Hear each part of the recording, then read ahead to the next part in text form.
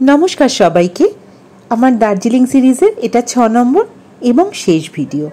आज के आमरा होटेल छेड़े फिरबो शिलिगुड़ी, राते धरबो दार्जिलिंग मेल।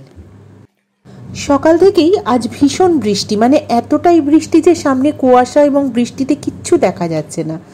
किन्तु आमादेर आजके प्लान छिलो ब्रेकफास्ट केवेंटार्से करार, और प्लान छिलो आमरा हेঁটে हेঁটে केवेंटार्स जाबो, कारण पाहाड़ी এই বৃষ্টি ভেজা রাস্তায় হাঁটার কিন্তু একটা আলাদাই আনন্দ আছে।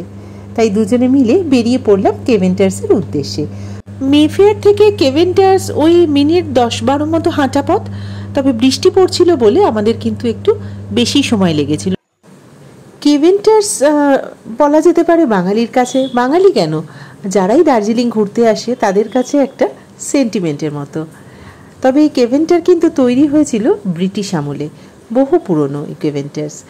এক সুইডিশ ব্যবসায়ী এডওয়ার্ড কেভেন্টার তৈরি করেছিলেন এইটি, এবং কেভেন্টার মূলত বিখ্যাত ইংলিশ ব্রেকফাস্ট, এর ডেয়ারি প্রোডাক্টস আর চায়ের জন্য।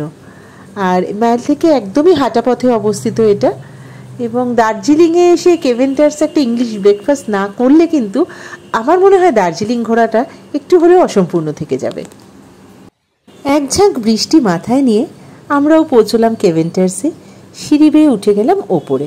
কেভেন্টার্সে কিন্তু একটা ওপেন এয়ার রেস্টুরেন্টের মতো জায়গা রয়েছে, অবশ্য সেখানে ওপরে শেড দেওয়া আছে, চারিদিকটা ওপেন, আর ভেতরে এমনিও বসার জায়গা রয়েছে, তবে ওপেন এয়ারটাই আমাদের ফেভারিট ছিল। অত সকালে গিয়েও দেখি যথেষ্ট ভিড় ছিল, তখনও ওয়েট করছিলাম। কিছুক্ষণের মধ্যে যখন সিট খালি হলো আমরা তারপরে ওপেন এয়ার রেস্টুরেন্টেই অ্যাভেল করেছিলাম। বেশ সুন্দর গাছ দিয়ে সুন্দরভাবে সাজানো, পাশেই রয়েছে দার্জিলিং কোর্ট।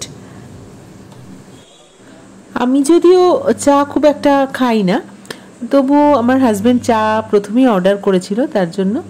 তারপরে আমরা অর্ডার করলাম সানি সাইড আপ, যেটা ওরা ভীষণ সুন্দরভাবে বানিয়েছিল, ব্রেড অমলেট, মানে টোস্ট অ্যান্ড অমলেট আলাদা করে, এবং চিকেন সালামি।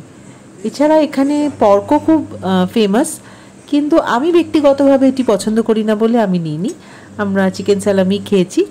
আর টেস্ট বলতে গেলে সত্যি খুব সুন্দর, দাম একদম ঠিকঠাক। দেখছেন তো যে হারে ব্রেকফাস্ট খাওয়া চলছে, আমার ভাগ্যে খুব একটা বেশি জোটেনি। যাই হোক, প্রাণ ভরে ব্রেকফাস্ট করে সেখান থেকে আমরা বেরিয়ে পড়লাম, আবার পায়ে হেঁটে ফিরবো হোটেলে। হোটেলে যাওয়ার পথে কিন্তু খুব দুটো সুন্দর জায়গা দেখব। ও আচ্ছা, এখানে কেভেন্টার্সের ঠিক পিছনেই রয়েছে হোটেল মহাকাল, বাঙালিদের দার্জিলিংয়ের একটা খুব বড় ঠিকানা। এটা বিরাট বড় হোটেল, আগে ছোট ছিল, এখন অনেকটাই বড় হয়েছে। কেভেন্টার্সের একতলায় কিন্তু আপনি পেয়ে যাবেন নানা রকম ভ্যারাইটি স্প্রে, ডেয়ারি প্রোডাক্ট, নানা রকম ফ্লেভারের চা পাতা, গিফট পারপাসে আপনি এগুলো নিতেই পারেন। মলে যাওয়ার পথে রাস্তার পাশে আবার 16 আনা বাঙালিও দেখতে পেলাম। প্রচণ্ড বৃষ্টি হওয়ায় মল যেরকম ফাঁকাই ছিল প্রায়, দার্জিলিংয়ের চেনা মলের ছবি আমরা প্রায় দেখতেই পাইনি। কিন্তু এই ছবিটা আমার চেনা, যেখানেই যায় এরকম একটা এসআরকে মার্কা পোজ তাকে দিতেই হবে। যাই হোক, তবে বৃষ্টির মধ্যে আর একটা জিনিসও যেটা মনে এলো, যে তেনজিং নোরগের মূর্তি তো ঠিক আছে, ওনার মাথায় একটা ছাতার ব্যবস্থা কিন্তু অবশ্যই করা উচিত ছিল। আমারই খারাপ লাগছিল দেখে। ম্যাল থেকে এরপরে ধরলাম হোটেলে ফেরার রাস্তা। মনটা সত্যি খারাপ লাগছিল, এত সুন্দর পাহাড়ের রানীকে ছেড়ে যেতে ইচ্ছে করছিল না। আর 2 দিন যদি কাটিয়ে দেওয়া যেত ওইভাবেই। ফেরার পথে ডান দিকে পড়লো দার্জিলিং সাউথফিল্ড কলেজ। এটার আগে কিন্তু নাম ছিল দার্জিলিং লোলেটো কলেজ, অনেক পুরনো এই কলেজ। আর তার পাশেই ছিল উইন্ডমেয়ার হোটেল। উইন্ডমেয়ার হোটেলকে কিন্তু আমরা এখন সবাই চিনি, কারণ বরফি সিনেমাটা যারা দেখেছে তারা উইন্ডমেয়ারের সঙ্গে খুব পরিচিত। পুরো সিনেমাটা শুটিং হয়েছিল দার্জিলিং আর এই উইন্ডমেয়ার হোটেলে। এরপর হেঁটে ফিরলাম হোটেলে। আমাদের আগের দার্জিলিং এপিসোডগুলো যদি দেখে থাকেন, আমার ড্রাইভারের সঙ্গে রয়েছে কিন্তু আপনাদের তাহলে সকলের পরিচয়। তার নাম সুইডেন। সে সময় ভীষণ পাকা। তাকে যখন আসতে বলা হয়েছে তারও 1 ঘন্টা আগে থেকে এসে সে আমাদের সতর্ক করে দিয়েছিল যে রাস্তার অবস্থা কিন্তু খুব একটা ভালো নয়, আমাদের তাড়াতাড়ি বেরোতে হবে। আর মহাকাল মন্দিরের রাস্তাটাও কিন্তু বৃষ্টির জন্য বেশ বিপদসংকুল হয়ে আছে। তাড়াতাড়ি চেক আউট করে তাই রওনা দিলাম মহাকাল মন্দিরের উদ্দেশ্যে। মেফেয়ার থেকে প্রায় আধ ঘন্টা থেকে 40 মিনিট লেগেছিল আমাদের পৌঁছতে মহাকাল মন্দির। এই মহাকাল মন্দির কিন্তু বলে ওখানকার লোকেদের কাছে ভীষণ জাগ্রত এক মন্দির, এবং হিন্দু ও বৌদ্ধ ধর্মের সমন্বয় ঘটেছে এখানে। বহু পুরনো এই মন্দিরের প্রতিষ্ঠা করেছিলেন জনৈক এক লামা। প্রথমে এখানে ছিল দর্জেলিং বলে একটি বৌদ্ধ মনেস্ট্রি, পরে সেটি হিন্দুদের দেবতাও এখানে প্রতিষ্ঠিত হন। এখন মূলত এটি শিব মন্দিরের জন্যই বেশি প্রসিদ্ধ। আমরা পুজো দিয়ে প্রণাম করলাম এবং তারপর মন্দির প্রদক্ষিণ করে পাশে ছিল প্রদীপ জ্বালাবার জায়গা। প্রদীপ জ্বালিয়ে মনের ইচ্ছে মন্দিরে জানিয়ে আমরা আবার ধরলাম ফেরার পথ, কারণ একটু তাড়া ছিল, এতটাই বৃষ্টি ছিল বলে রাস্তায়। তবে আমাদের আরেকটা ডেস্টিনেশন ছিল মহাকাল মন্দিরের পরে, যেটা হয়তো সবার উইশ লিস্টে থাকে না, কিন্তু আমাদের ছিল, বিশেষত আমার হাজব্যান্ডের ছিল, আর সেটা ছিল দার্জিলিংয়ের সেন্ট পল স্কুল। আর আমার কাছে কিন্তু এটা ছিল আইসিং অন দ্য কেক। আমার মতো ভয়ঙ্কর এক এসআরকে ভক্তের জন্য ম্যাহুনা শুটিং স্পটটা ঘুরে দেখতে যাওয়াটা সত্যিই ছিল একটা বাড়তি পাওনা।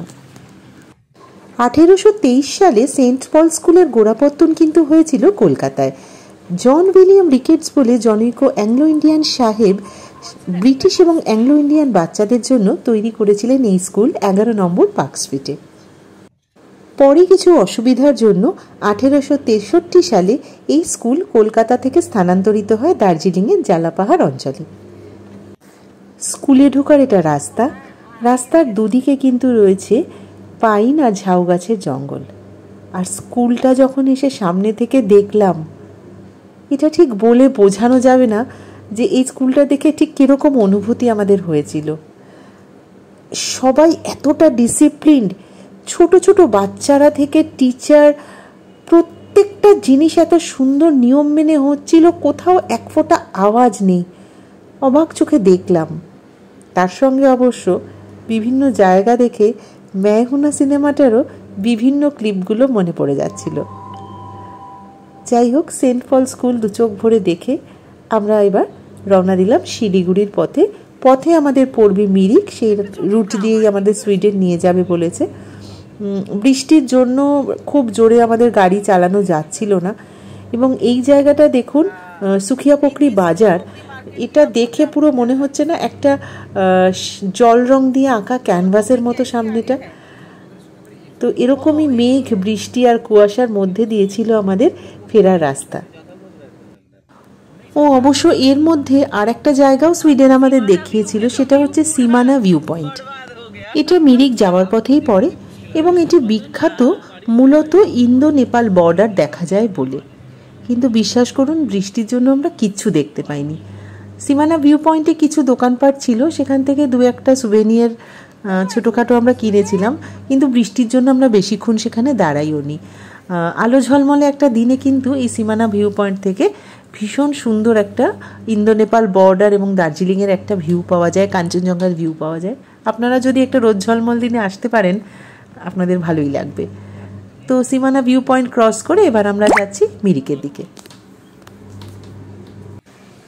এখান থেকে মিরিক যাওয়ার পথে আর একটা জিনিস যেটা খুব সুন্দর দেখতে লাগে, তা হলো দুদিকে চায়ের বাগান। গোপালধারা টি এস্টেট বলে একটি টি এস্টেট আছে, যেটা অনেকটা বড় জায়গা জুড়ে রয়েছে। এছাড়াও রয়েছে গুডরিক কোম্পানির ওন করা প্রচুর চায়ের বাগান। পুরো সবুজের মাঝখান দিয়ে যেতে আপনার ভিউটা ভীষণ ভালো লাগবে। সাধারণত দার্জিলিং থেকে মিরিক পৌঁছাতে ঘন্টা 2 বা 1.25 ঘন্টা মতো সময় লাগে, কিন্তু বৃষ্টির জন্য আমাদের একটুখানি বেশি লেগেছিল। যাই হোক, প্রায় 2.5 ঘন্টা মতো সময় চলার পরে আমরা মিরিক লেকের কাছে এসে পৌঁছেছিলাম। মিরিক লেক নিয়ে আলাদা করে কিছু বলার নেই। মিরিকে আপনারা এমনিও এসে 2-3 দিন থাকতে পারেন, প্রচুর হোটেল রয়েছে এখানে। কিন্তু আমরা শুধু লেকের ভিউটাই পেয়েছিলাম, কারণ ওটা আমাদের ফেরার পথে পড়েছিল বলে।